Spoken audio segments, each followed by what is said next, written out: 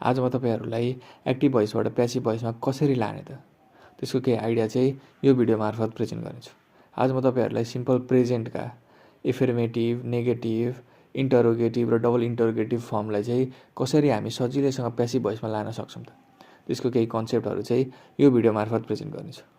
यदि तपाई हाम्रो च्यानलमा नयाँ हुनुहुन्छ भने चाहिँ हाम्रो च्यानललाई चाहिँ सब्स्क्राइब गर्न चाहिँ नबिर्सनु होला। ल अब केही ढिलो नगरिकन भिडियोलाई स्टार्ट गरौँ।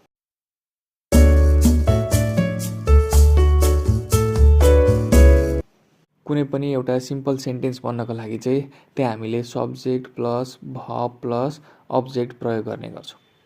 जस्तै अब यसलाई एउटा सेन्टेन्स बनाउने हो भने के बन्छ भन्दाखेरि ही राइट्स अ लेटर बन्छ। जसमा ही भनेको चाहिँ के हुन्छ सब्जेक्ट हुन्छ, राइट्स भनेको के हुन्छ भर्ब हुन्छ र अ लेटर भनेको चाहिँ यहाँ के हुन्छ अब्जेक्ट हुने गर्छ।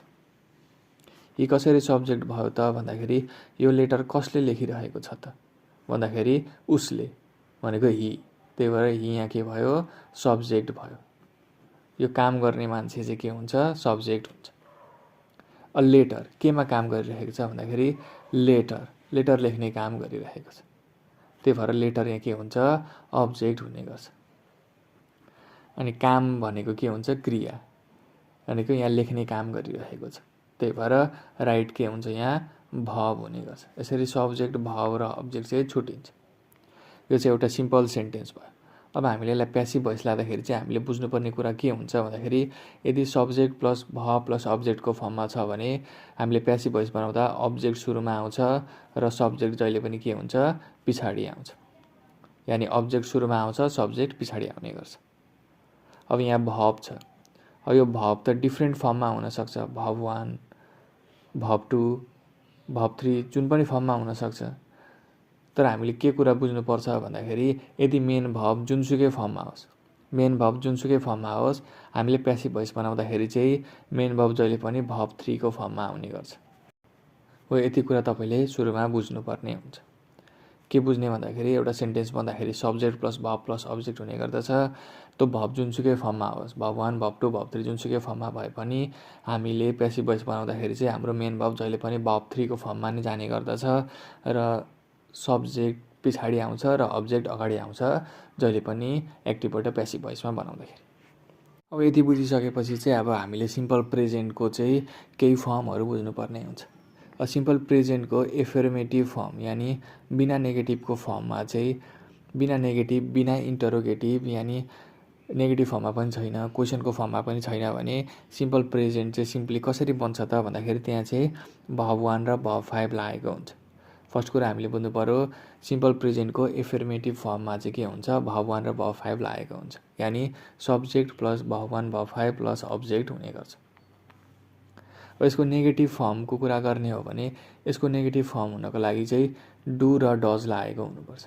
यानी डु नट अथवा डजन्ट लागेर कुनै सेन्टेन्स बनेको छ भने त्यो सिम्पल प्रेजेन्टको चाहिँ नेगेटिभ फर्ममा छ भन्ने कुरा तपाईले बुझ्नुपर्ने हुन्छ। यदि इन्टरोगेटिभ यानी यस नो क्वेशनमा चाहिँ सुरुमा तपाईको डु र डज लागेर चाहिँ क्वेशन बनिरहेको छ भने त्यसैले तपाईले के बुझ्नुपर्छ भन्दाखेरि त्यो चाहिँ सिम्पल प्रेजेन्टको चाहिँ यस नो क्वेशन यानी इन्टरोगेटिभ फर्ममा छ भन्ने कुरा तपाईले बुझ्नुपर्ने हुन्छ। अब यसको डबल इन्टरोगेटिभ फर्ममा हुनको लागि चाहिँ त्यो सबसे सुरुमा डब्ल्युएच फर्म आएको हुनुपर्यो। डब्ल्युएच फर्म भनेको व्हाई, व्हाट, व्हेन हो यस्तो डब्ल्युएच फर्म लागेर चाहिँ त्यसपछाडी डु र डज लागेको छ भने तपाईले के बुझ्नु पर्यो त्यो चाहिँ सिम्पल प्रेजेन्टको चाहिँ डबल इन्टरोगेटिभ फर्ममा छ भन्ने कुरा तपाईले बुझ्नुपर्ने हुन्छ। फर्स्टमा यति कुरा तपाईले बुझिसकेपछि अब यो फर्मको चाहिँ हामी प्यासिभ भोइस कसरी बनाउन सक्छौं त आज त्यही कुरा चाहिँ हामी यो भिडियोमा सिक्ने छौं। अब सबसे सुरुमा हामी एफर्मेटिभ फर्ममा जान्छौं यानी सिम्पल प्रेजेन्टको एफर्मेटिभ फर्म जसमा चाहिँ भर्ब 1 र भर्ब 5 लागेको हुन्छ।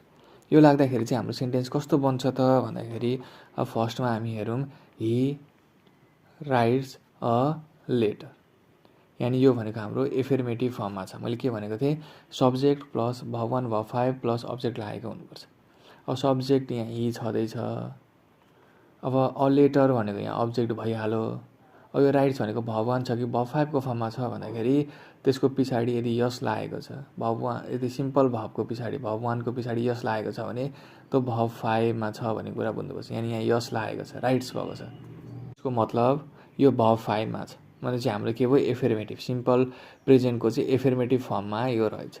अब यस्तो खालकेलाई चाहिँ हामी प्यासिभ भोइस कसरी बनाउन सक्छौँ त भन्दाखेरि सुरुमा के हुन्छ भन्दाखेरि सिम्पल प्रेजेन्टमा छ भने तपाईँको इज एम आर लाग्ने गर्छ।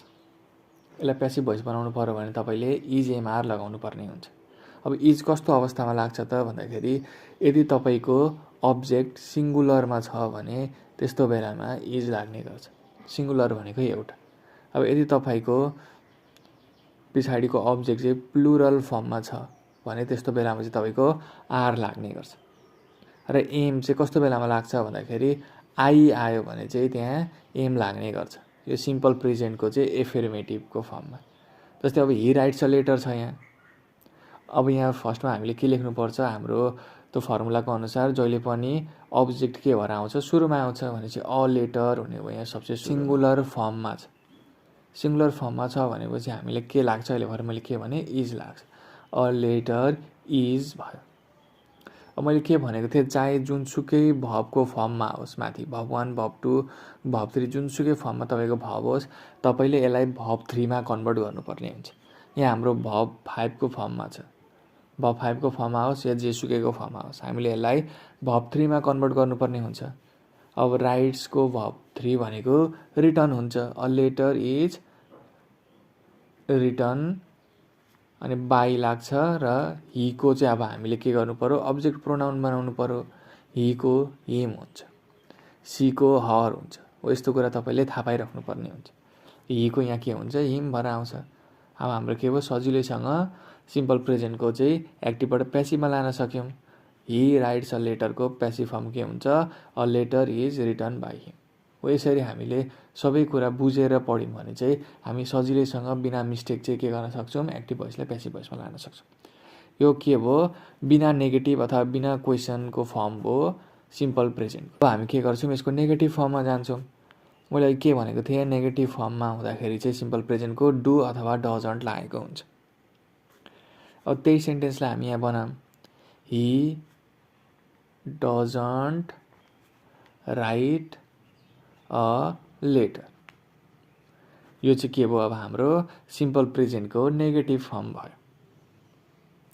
अब यस्तो नेगेटिभ फर्ममा आएकोलाई चाहिँ हामी कसरी प्यासिभ भोइसमा बनाउने भन्दाखेरि कुनै पनि अप्ठ्यारो छैन। सिर्फ अघि लागेको अब हामीले अघि प्यासिभ बनाउँदा त्यहाँ इज आयो नि त्यो इजको पछाडि नट मात्रै लगाइदिने हो। अरू केही कुरा यहाँ फरक हुँदैन।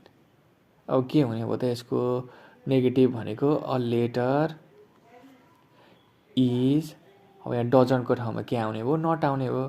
नट अब राइटको हाम्रो के हुन्छ जहिले पनि के भने भर्ब 3 को फर्ममा आउँछ राइटको रिटर्न बाई हिको हिम हुने भयो। यानि अब हामीले यहाँ कुनै फर्मुला याद गरिराख्नु परेन। हामीले सिर्फ के याद गर्नु पर्यो भन्दाखेरि डु अथवा डजन्ट लागेर चाहिँ नेगेटिभ फर्ममा आएको छ भने चाहिँ सुरुमा डु र डजन्टलाई नहेर्ने। यो नहेरेपछि के भयो हि डजन्ट राइट अ लेटरमा डु डजन्टलाई नहेरेपछि हि राइट अ लेटर भयो। अब हि राइट अ लेटर त अहिले माथिकै तरिकाले हामी सजिलैसँग के गर्न सक्यौँ प्यासिभ बनाउन सक्यौँ। जस्तै a letter is written by him बनाउन सक्यौँ। अब यो डजन्टको ठाउँमा के आउँछ नट आउँछ। के पछाडि नट आउँछ भन्दाखेरि इज एम आर पछाडि नट आउँछ भनेपछि यहाँ इजको पछाडि नट आयो भनेपछि के भयो a letter is not written by him. यसरी हामी सजिलैसँग के गर्न सक्यौँ सिम्पल प्रेजेन्टको नेगेटिभलाई पनि हामीले प्यासिभ भोइस बनाउन सक्यौँ। अब यसको क्वेसन फर्म यानि अब सिम्पल प्रेजेन्टको यदि तपाईँ क्वेसन फर्ममा छ भने अथवा एस नो फर्ममा छ भने डज अथवा डु लागेर चाहिँ क्वेसन बनेको हुन्छ। अब यसको क्वेसन कसरी बन्छ त भन्दाखेरि does he write a letter. यो के भयो यसको क्वेसन फर्म यानि यस नो फर्म भयो। अब यसलाई हामी कसरी प्यासिभ भोइस बनाउने त भन्दाखेरि यस्तो डु अथवा डज लागेको छ भने हाम्रो सिम्पल प्रेजेन्टमा के हुन्छ जहिले पनि इजेएमआर आउने गर्छ। यस्तो डु डज लागेको छ भने इजेएमआर आएर चाहिँ बन्ने हुन्छ। जस्तै does he write a letter छ सुरुमा डजलाई इग्नोर गर्ने हि राइट अ लेटर हुन्छ। हि राइट अ लेटरको त अघि नै हामीले बनाइसकेको थियौँ के हुन्छ त भन्दाखेरि a letter is written by him हुन्छ। त्यो इजलाई चाहिँ अगाडि ल्याइदिने के भयो त is a letter written by him. हो यसरी हामी सजिलैसँग के गर्न सक्छौँ, यसको इन्टरोगेटिभ फर्मलाई चाहिँ हामी के गर्न सक्छौँ, प्यासिभ भोइसमा लान सक्छौँ। अब हाम्रो आयो डब्लुएच फर्ममा। यदि सिम्पल प्रेजेन्ट डब्लुएच फर्ममा छ भने डब्लुएचको फर्म र त्यसमा डु र डज के भएको हुन्छ, जोडिएर आएको हुन्छ।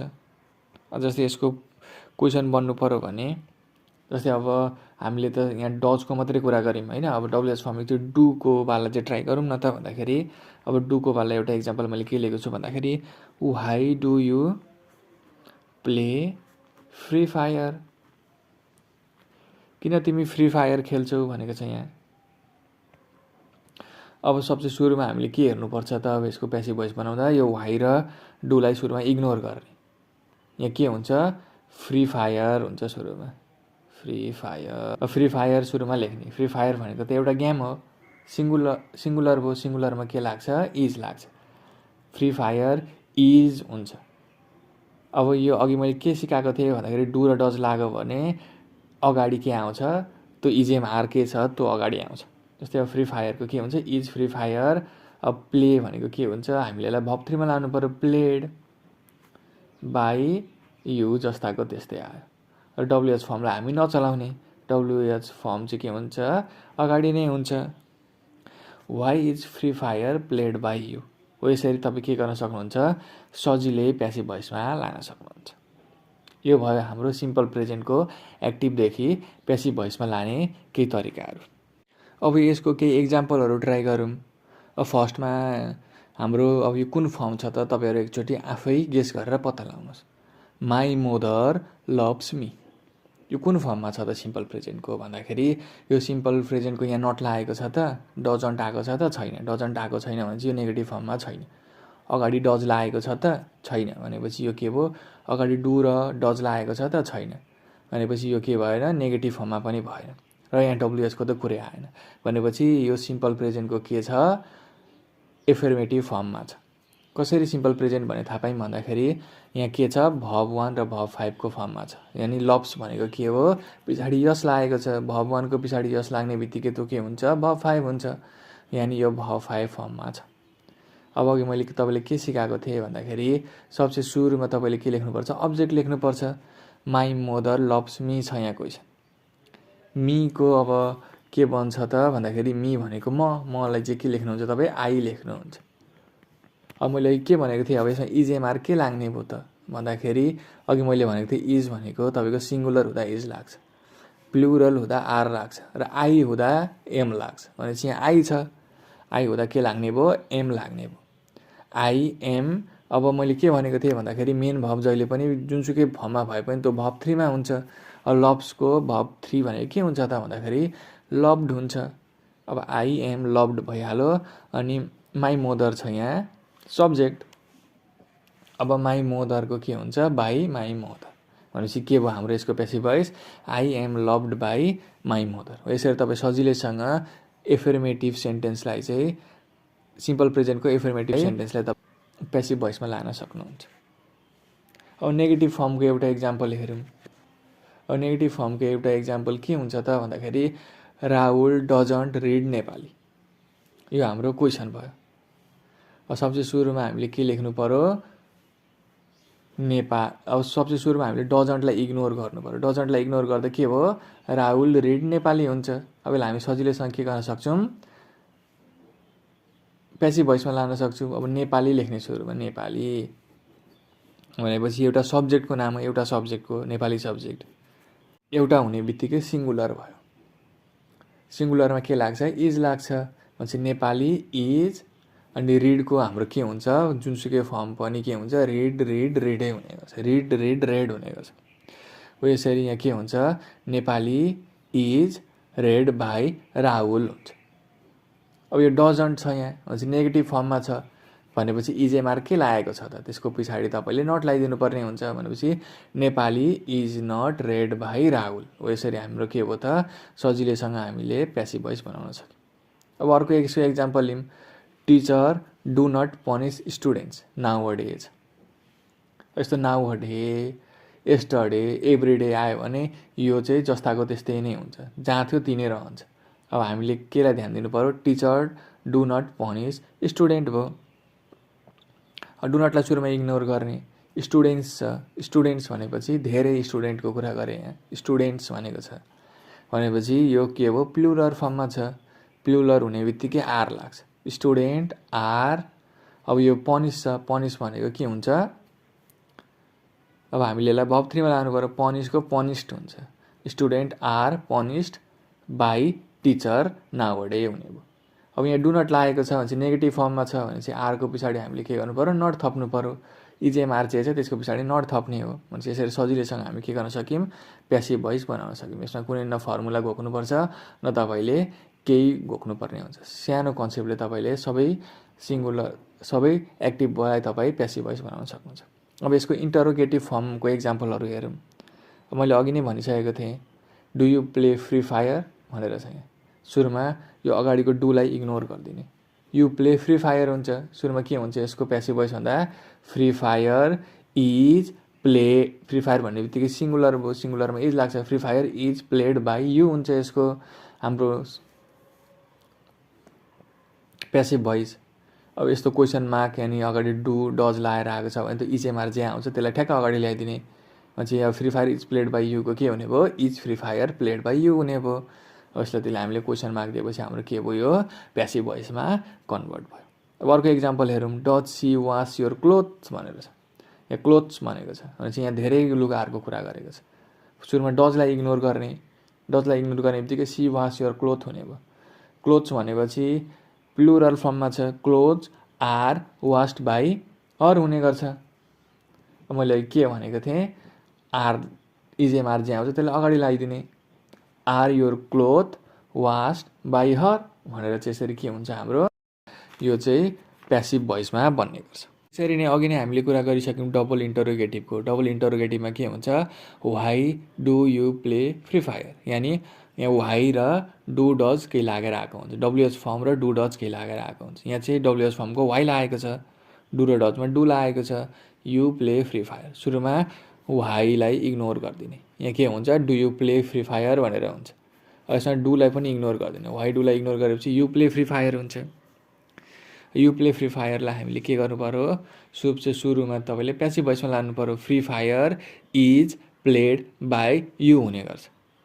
अघि नै मैले के भनेको थिएँ, डु डज अगाडि लागेको छ भने तपाईँको इजेएमआर जे आउँछ त्यसलाई अगाडि ल्याइदिने भनेपछि अब डुको फर्ममा अब वाइलाई मात्रै इग्नोर गरिदिने। के भयो त, is free fire played by you भयो। अब जुनसुकै डब्लुएच फर्ममा जे आएको छ त्यही नै अगाडि राखिदिने। अब अगाडि वाइ आएको छ भने वाइ नै राखिदिने, वाट आएको छ भने वाट नै राखिदिने, हुम आएको छ भने हुम नै राखिदिने। त्यो डब्लुएच चाहिँ कुनै पनि चेन्ज हुँदैन, चाहिँ डब्लुएच जस्ताको त्यस्तै राखिदिने। यो डु डज अथवा केही आएको छ भने तपाईँको इजेएमआर के आउँछ त त्यसलाई अगाडि ल्याइदिने र तपाईँको भर्बलाई भर्ब 3 को फर्ममा लगिदिने र अब्जेक्टलाई सब्जेक्ट बनाउने, सब्जेक्टलाई अब्जेक्ट बनाउने हो। यति सिम्पल कन्सेप्ट तपाईँलाई आयो भने तपाईँ सजिलैसँग एक्टिभ भोइसलाई प्यासिभ भोइसमा लान सक्नुहुन्छ।